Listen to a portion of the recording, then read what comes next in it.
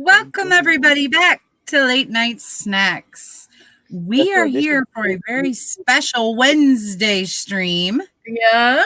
Which those of you who know us regularly know we're usually not here on Wednesdays. Now, if anything were to come out prior that was on that day, we'd cover it if we were covering it, or AHS. We save Wednesdays for AHS. So generally we'll be on Wednesdays then, but until then, we are here with some special announcements for you guys. Some RuPaul Drag Race Season 13 news. There was an interview done with the cast where they decided to spill some tea and give us a little bit of the ins and outs of what to expect from this season.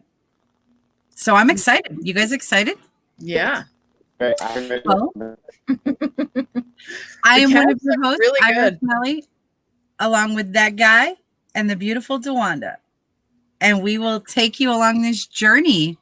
So let's dive right into this. It was an EW article, which we have linked in the description, I believe, right? Yes, we do. If you guys want to go ahead and read that article yourself or follow along with any of the information we're talking about, feel free to click on that link in the description below. Like the video, give it a big thumbs up so we know you guys want more RuPaul coverage, and hit the little button to subscribe and hit the bell so that you guys are notified every single time we upload, because like I said, we upload multiple times a week. Yes, we do. Conform. So I don't know about you guys. For a while there, I was really feeling some RuPaul fatigue, as we had talked about kind of before a little bit. It was just so much, just bam, bam, bam, one right after another. It was kind of nice to have this little bit of a break for a minute, and now, so we could breathe. Now we're going to jump into 13. Yeah, it was a lot. Well, as soon as 12 ended, then we had All Stars, then we had Canada, then we had the live review. Yep. So, and that's not even counting like the Sweden one, right? I will always remember the lockdown as nothing but RuPaul. Yeah. Oh, yeah. The lockdown of RuPaul. The lockdown of RuPaul, yeah. And I have to say, of the ones we covered before now, my favorite had to be Canada. That one was so much fun to cover. I have to agree. That was a blast. And you know what? We really, that was great because we weren't expecting that much from it. It was a lot of fun too. That one was awesome because we got to go back to the very beginning of everything. And it was just so nice. Because it was fresh. It was brand new. It was the first season for something. So it was like, okay, what do we expect? But then we got, like you said, a lot of the original stuff back that we really enjoyed, that we missed having, that we haven't had in a while. So it was really nice. So I'm hoping that they carry over some of that, because I know we're not the only ones that felt this way. This was like a big audience uproar where people were saying, hey, we really liked this. We really want more of this. We want a lot of what we had back. So I'm hoping that, a lot of that carries over into 13. I mean, we're still going to have the drama. We're still going to have the glitz and the glam. But it'll be nice to see some of that original stuff, and especially some of that original camaraderie. Not just the cat fight. According to the article, they've done a lot of changes, especially to the set, because they're dealing with the pandemic still. Right. So there's a lot of things that had to change in order for this to happen. But did they say about filming, like what they've done specifically? Well, basically, they normally had, when they were doing the interview, they normally have everyone in the same room. You can't do that right now. Everybody has to be social distanced, so they had to do everybody. They had to do everybody individually. They have periods of time where they all have to wear masks. There's the social distancing that they're doing. They have to be completely separate. The judges table now has the judges table, because of the pandemic, now has the plexiglass. Yeah. Okay. But this is supposed to be different than what we're actually used to, but because they're talking about, they're saying that this is going to be more like global chaos. Now let's see. A quote. I'll read a quote from the article real quick. It says, as one of the first major television series to re-enter production during the coronavirus pandemic, Drag Race Season 13, premiering Friday, January 1st on VH1 2021, recaptures the anxiety of an uncertain moment for queer artists while offering a hopeful glimpse at the vibrant future ahead, with a cast of 13 diverse queens from around the country igniting what New York City competitor Candy Muse dubs the Renaissance of Drag Race. That right there is like, okay, all right, now you got my eye, you got my ear, like, okay. Yeah, it's always interesting to see this goes. That's where we left season 12. The finale was right at the start. And we had to do the finale at home because they had bigger budget. And then we were in the Vegas review, and they hit the COVID right at the end. So it was also COVID. Now we're going to see how Rupaul handles it. Yeah. Well, and I know Rue said, what was it? Rue called it a hellish landscape. What did she say? She said that the Emmy-winning reality competition series is finally something good to gag over amid the hellish landscape of 2020. And then, so we have the cast. I don't have the list, the name list. I can read it off. Okay, it does go through the characters. Mine's running a little slow though. If you want to go through and just read off the cast. I will read off the cast. We have Denial. Who else do we have? We have Elliot with 2 T's.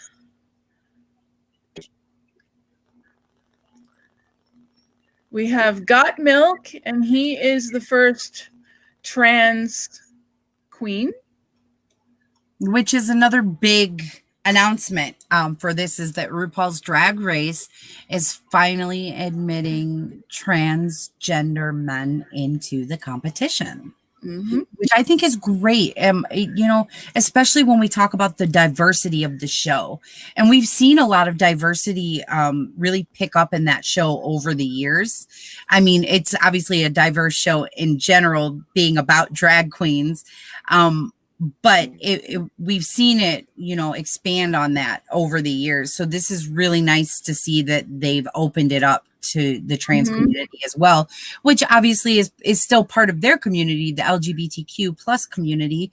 So, I mean, it's not like they were ever saying, no, you'll never be allowed on Drag Race. It was one of those things that I think nobody really talked about.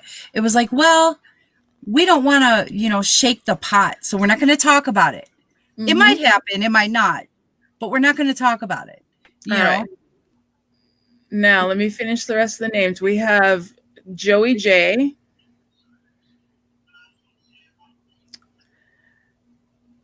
We have Kimora Hall. Who else? We have Candy Muse.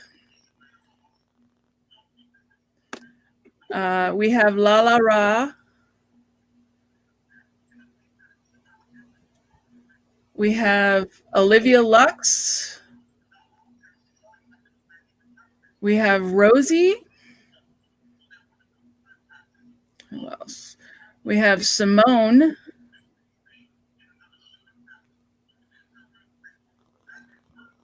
And we have Tamisha Aman. Tina Burner.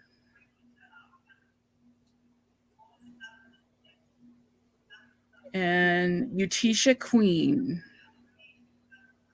Those are the 13 queens that we have. And I love the names. Damn, we should pictures up. Huh?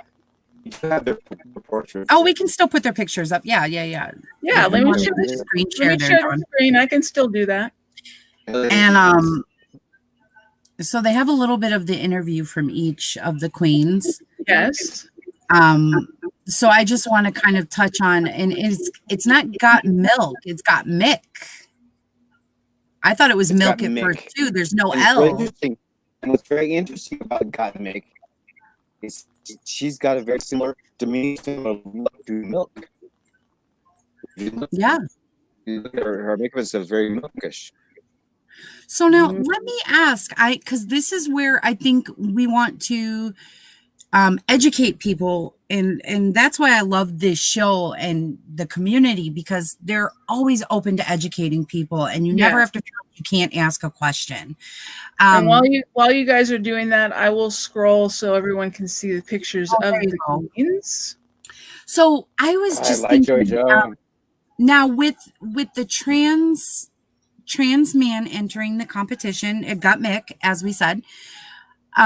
So that means he was born female, but now represents himself, or considers himself, he is a man. But he wants to be a drag queen, and drag queens tend to like to be referred to she, her, queen. So how does that apply? Is that, do you see what I'm saying? Like when he's basically how that works is when he's out of drag, he likes to be known as male, and when he's in drag, he prefers to be known as female. Okay. Yeah, I'm not really. That's the way he stated. That's the way he stated it. Yeah, that's what he's referring to is when they're in drag. It's it's very gay girl, so it's the drag queen female persona. I don't think when he is interested himself. No, because drag queen with the female persona that all the other males in cast is they're in drag, their drag persona. It's a different character, a different side of them. And I think that he wants to be treated as everyone else. Well, and it's really interesting. The article, because like Dawn was saying right here, got Mick, who uses male pronouns out of drag and female pronouns in drag, enters season 13 as the first trans man to compete on the American main stage and the first transgender contestant to appear on a regular season of Drag Race since season 9's Peppermint. And he doesn't take the distinction or the art form's power lightly.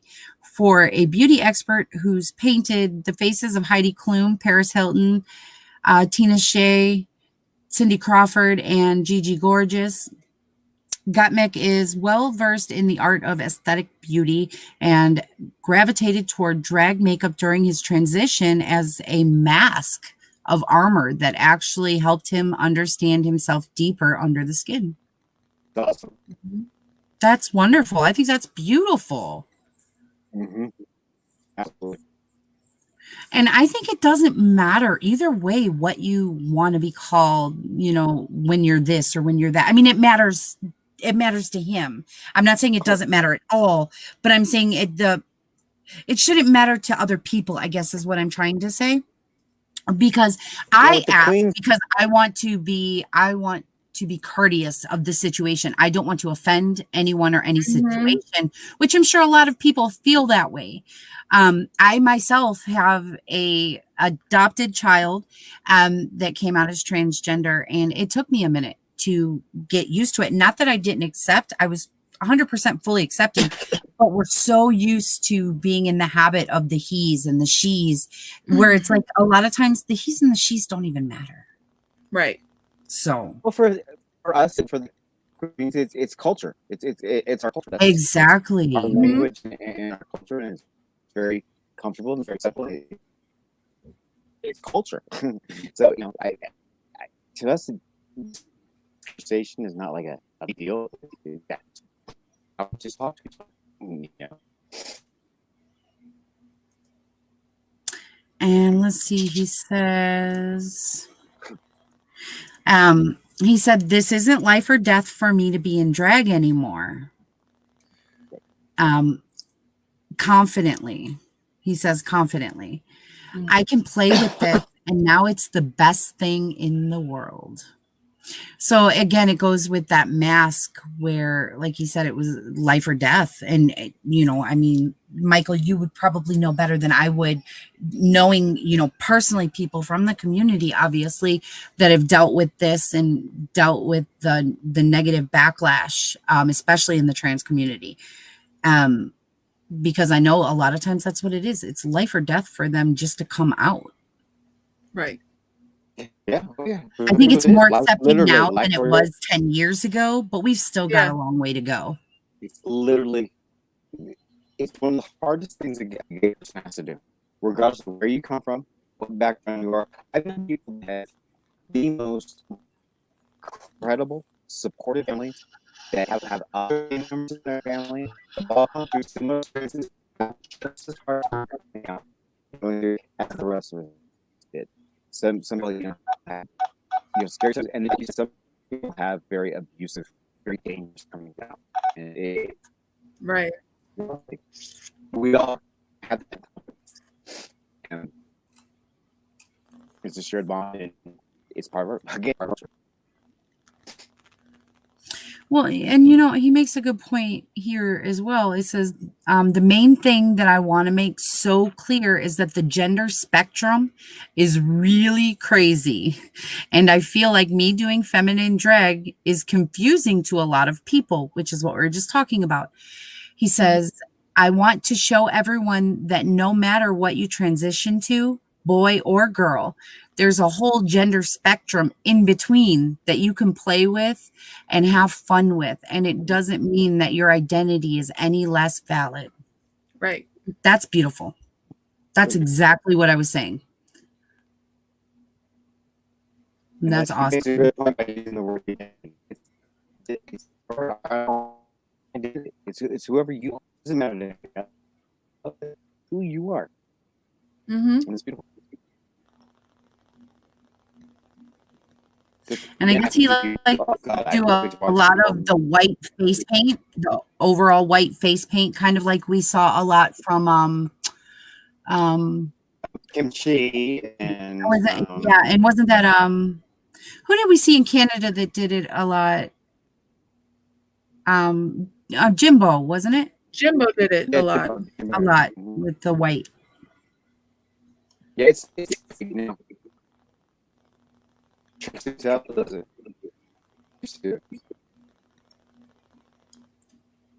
Huh. But yeah, I mean that's pretty much it. And we know like you said that they're also taking great precaution during everything. Probably like what they did because Big Brother launched this whole TV coming back into reality show competitions back into filming, and what they did basically they set up a camp, and in camp everybody is included, the crew, the catering, the electricians, the cast, everybody, and then they cycle through like 3 months, cycle through a month at a time, a whole new set of crew members that come in and live in the camp the whole. Now RuPaul was probably only for 3 weeks. So probably have one set crew that was there. But I imagine RuPaul judges were surrounded with them. Which is always interesting. When you have big high profile celebrities with them. So. Well, we will just have to wait and see. We won't have to wait that long. Because I know. January 1st is right around the corner, you guys. Everything that we watch in 2021, every show that we watch is going to address this some way or another. Yeah. And remember, guys, this will be back on its regular time of 7 Central on VH1 on Fridays. Yes. And I just say 7 Central because I'm not sure what the other times are, but I know what my time is. Right. But yeah, so that means that we will be coming back at you guys weekly with your weekly breakdowns of episode by episode each week. So we should be doing that on Fridays. I was just about to say, yes, we should be doing them Friday evenings, like we had done before. But if for some reason something comes up, If we're not there Friday evening, we will definitely be there Saturday evening for you. So just know that you will get your drag race coverage either Friday or Saturday. Regardless, we will be there. We want to do it right after the show. We tend to do, didn't we do like a half an hour, 45-minute thing after the show to give people time? Pretty much, yeah, something like that. But if something has to change and we have to do it on Saturday, that's okay too. I mean, it just we will be here for you guys, regardless. And that's in addition to our state coverage as well. Doing double duty. Oh yes. And what is that? Well. So yes. So for those of you who don't know, we are covering Stephen King's The Stand, which is the new series that they are going to be bringing out, which comes December 17th. December 17th. Yes. So it airs on CBS All Access. You have to have a subscription in order to see it. And do we know what time? Is that same? We do not have a time yet. Right? Not when they were dropping it. Card. I would imagine it would be the same time that they drop the card. Right. Okay. But either way, we will let you guys know as soon as we know about that, because we're still doing some Stand coverage to get ready for the release of the new Stand series. We have coverage coming at you later this week where we will be covering the 1990s miniseries. And we will be explaining that, reviewing that, and explaining that, and comparing it to the book versus the miniseries, and hopefully getting ourselves more, I guess, ready for this, right? Yes. And I know we also are going to drop in a character. We're also planning a character breakdown just to explain the characters better. Right. Our main character teams. The main characters, not all of them. The main characters. The main characters. There's a lot, so it would be a lot to everybody. Some people you're only going to see for a matter of minutes. Some people you'll see for an episode or two, but then that's about it. So we will definitely cover the main cast of characters for you guys and do a big breakdown so that before December 17th, you will know what to expect, who to expect it from, and what might be happening. Now, that doesn't mean things won't change, because they could. But most likely, we're going to be staying true to the book material. And it's very interesting that the Stand is capturing so many people, because a lot of people don't know of this novels, the older 80s one, or a lot of people think CBS is doing a really good job marketing the show. Like, for example, the other day, Kaylee comes in and she says, "You know the same thing you guys are covering? That looked good." I didn't know that was what you guys were talking about. Slow down. She says, "I don't know if that was what you guys were covering, and that looked that good, but they're doing a good job at how it looks. You know, how it draws people in. They're working at people who are not familiar with King." So. Well, not everybody are Stephen King fanatics like we are. So. Right. True. Not everybody, but we will convert the masses. It's okay. I just wanted to applaud this marketing team for drawing people into this. It's going to be a huge event. Yeah. Well, with that is pretty much our RuPaul news for right now for season 13. If anything else pops up, just know that we will pop up, and we will pop up with that info for you guys to keep you guys informed as soon as possible. With that, I have been one of your hosts, Irish Melly, along with that guy, the robot, that guy, and the beautiful DeWanda. And we love you. We love you for being here. Be kind to yourself and be kind to someone else. We'll see you guys in the next one. Bye. Bye, guys.